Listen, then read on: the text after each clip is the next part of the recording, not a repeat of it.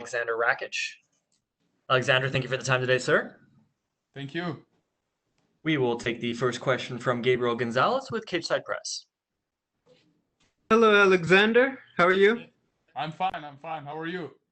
I'm doing well. Thank you for asking. So your last fight was razor close. Now that you've had a few months to think about it, do you feel that you won and that you should be on a 13-fight win streak right now? Absolutely. I won that fight. Even the UFC knows I won that fight. They gave me after this fight Anthony Smith, an even better ranked opponent than Volkan.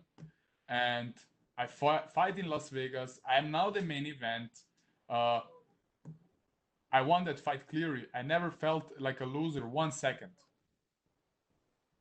Obviously, it's about to be a very busy month in your weight class, new champion, top contender. I mean, is there more pressure for you to put on a great performance knowing that now that you're the main event, this could be a big opportunity to get into that conversation for the title? Yeah, crazy things going on in the light heavyweight division. Is very interesting. What happened? Jon left, and Reyes and Jan fighting for the title now. It's very interesting for me, but I don't want to put any more pressure on my shoulders.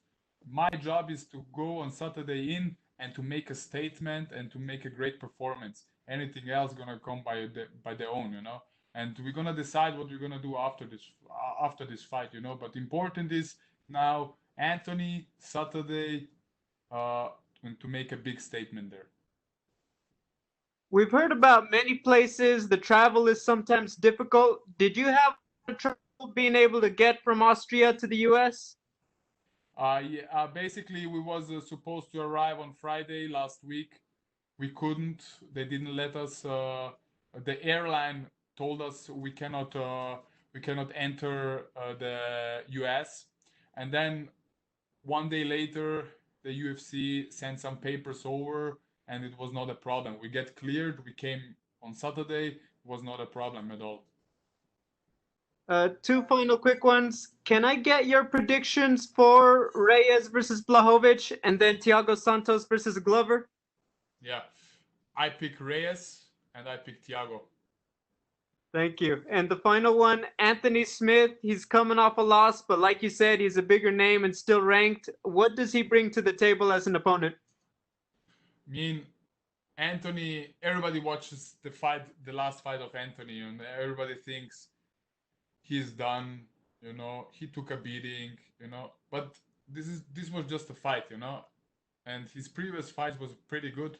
I respect him as a fighter. He's very experienced, tough, and it's a great challenge for me, and I love challenges, and man, this motivates me to fight a better ranked opponent and to be able to be in the top 5 of the world on Saturday. This motivates me as hell. Thank you, Aleksandar. You're welcome. We will take our next questions from Augusto Niez-Gay with Somos MMA. Hey, Aleksandar, how are you? Hey, I'm fine. How are you? Fine, thank you. Aleksandar, this is your first fight into these new conditions with all the procedures against the COVID-19 and all that. So how are you adapting to all these different fight week and the pandemic situation?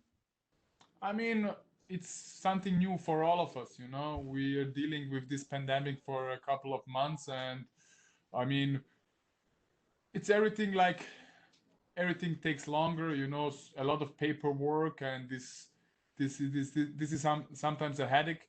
But in the end of the day, a fight is a fight, Fighting without a crowd, it's okay for me, I don't care if I fight in front of 20,000 or if I fight in front of my coaches, even maybe it's gonna be better to fight in front of my coaches. I can hear them better, and I can hear Anthony, Maybe he want to talk to me in the fight, or I can hear his breathing. So I think it's a perfect way to start a main event in Vegas like this. And talking about all these new conditions, what do you think about the Octagon in the Apex, the smaller Octagon? Does it place on your favor or not? I need to be honest. I was doing my camp in American Top Team Zagreb, and they have also a octagon, a big octagon, a UFC octagon. Yeah. And I knew I'm gonna fight in a smaller one, but I was 2 days before I was in the UFC Performance Institute, and I was training in the octagon, and I asked the guys over there who work there, is this the octagon, what the same octagon in Apex? And they say yes. And man, this is a pretty big octagon, you know. So I have no problem, you know. The smaller octagon is you're gonna see more action, you know, but I'm ready for everything. And which type of fight do you imagine on Saturday? Like I said, I'm a striker. My background is striking, but I've been wrestling and grappling for now almost 10 years. I've been working a lot of my wrestling in my last camp. I brought a new coach in, so I'm prepared for everything. You know, of course, everybody wants to knock a knockout. You know, this is the best way to finish a fight, the spectacular way. But like I said, I don't care. You're gonna see how Anthony wants, what he wants, what he wish for. Maybe he go for the takedown. Maybe he wants the ground game. But yeah, let's see.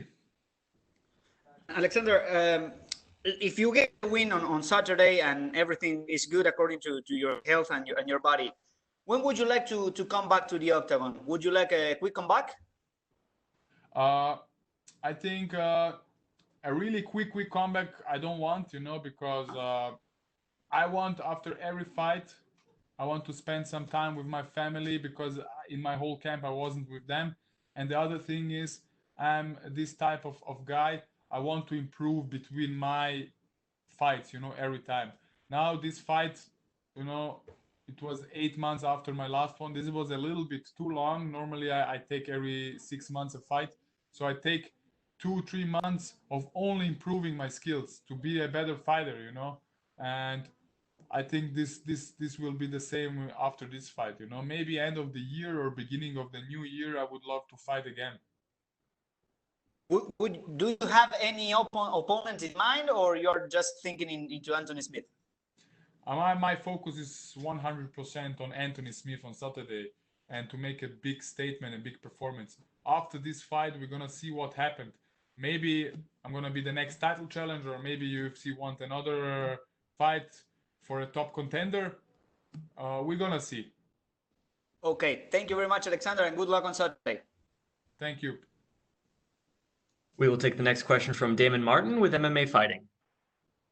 Hey, Alexander, we heard announced as the main event that it was going to be 3 rounds instead of 5 rounds, and obviously it came together kind of late that you guys were the main event. But was it ever presented to you as a possibility of a 5-round fight, or did you want a 5-round fight? I mean, I'm ready for 5 rounds. I did a hell of a camp. We didn't expect we're gonna be the main event. So systematically, we didn't prepare for 5 rounds, you know, because you need to plan everything. You need to do the training a little bit different. But anyways, I was training really hard. I had really hard time in my camp, and basically I could do 5 rounds. I have the condition, I have the power, but anyways, 3 rounds, it's okay for me. For me, it's important my performance. We saw in Anthony's fight, you know, even though it was a loss, he showed such incredible durability and heart and just toughness. And, you know, he talked about a lot after the fight, how he didn't want to get out of there. You know, he doesn't want to be, you know, he never wants the fight to be stopped, that kind of thing. How do you approach a fight with a guy like that who can be impossibly tough, and you're going to have to probably show patience, you know, even if you hurt him, you know, you got to show patience to get a finish. Yes, Anthony is a tough guy, and that's great. I love tough challenges, and he's in the top 5. You know, if I want to fight for the belt in this soon or in the future, I need to beat him. So it doesn't matter, you know. If I don't fight him now, I'm gonna maybe fight him later. So, and the time is right now, and I'm ready, you know. I can be patient, you know. I can go 3 rounds with no problems, you know. I don't need to finish him. The finish, if it happens, it happens, you know. I'm also ready to dominate all 3 rounds. And considering that we are about to heavyweight champion, coming up at the end of September. Do you feel like this is a bigger opportunity now, to make a statement and kind of put your name into that contention? Because we do know that, Jon Jones is gone, the division's moving on, and, we don't have, clear-cut number one contenders beyond that fight. Yeah, absolutely. I need and I will make a statement on Saturday, so the world knows who's Aleksandar Rakic is. And after I beat Anthony, I'm gonna be right in the top 5. So maybe a potential title contender. We're gonna see what's happened. And my last question, Jon Jones was such a phenomenal champion and the greatest of all time. Is there any small part of you that's a little disappointed a chance to fight him, or at least for now, it doesn't look like he will if he's going to leave the division? Because I know it's like when Anderson Silva was champion, everyone wanted to be the guy to beat Anderson Silva. Is there any part of you that's a little bummed you don't get a chance to maybe be the guy to beat Jon Jones? Yeah, absolutely. I'm a little bit happy, but I'm a little bit sad, because he lived.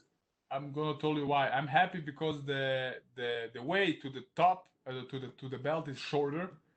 But I'm sad because if you become a champion in light heavyweight, the people are gonna say, "Hey, you need to beat Jon Jones to become the real light heavyweight champion." So you're never gonna be the champion in the people's eyes. You need to beat him. But maybe Jon, after he had a couple of fights in heavyweight, maybe he wants to challenge himself and go back to light heavyweight and want to be a double champ. You never know. Or maybe in the future, I'm gonna meet Jon in the heavyweight division. You never know what happened. Thank you, Alexander. You're welcome. And we will take our last set of questions from Stephen Morocco with Vox Media. Hey, Alexander. When this whole pandemic started, did you expect to be fighting in Fight Island? Yes, I expected I'm gonna fight in Fight Island, but it didn't came to it.